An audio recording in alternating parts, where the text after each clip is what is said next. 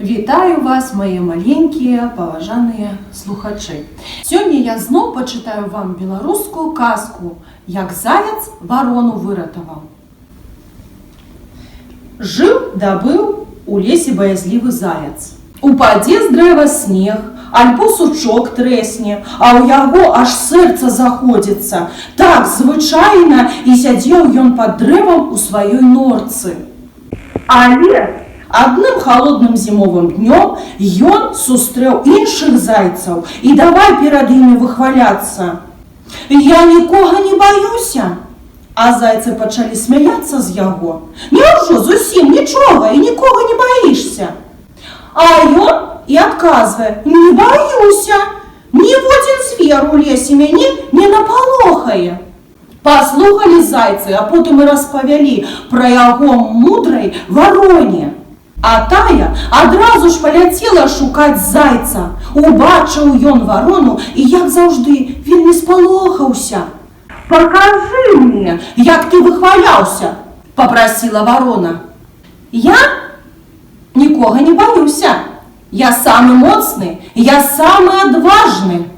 А выхваляцца больш не буду», – кажа заяц. «А калі, напрыклад, са мной бяда здарыцца, ці прыйдзеш мне на дапамогу?» «Абавязкова!» – крыкнуў заяц, а сам зноў спалохаўся. «Глядзі ў мяне!» І вось аднойчы, калі варона сядзела на плоце, недалёка ад норцы, дзе жыў заяц, яна пабачыла сабак і пачала іх дражніць. А сабакі напалі на яе. Убачыў гэта заяц і пачаў сабе разважаць: як бы гэта варону з бяды вызваліць. І хаця было яму страшна, але таксама было і сорамна за тое, што паабяцаў вароне абавязкова выратаваць яе. Выскачыў ён тады на ўзгорак і сеў так, каб сабакі яго убачылі. І адразу ж сабакі, кінуўшы варону, пабеглі зайца лавіць.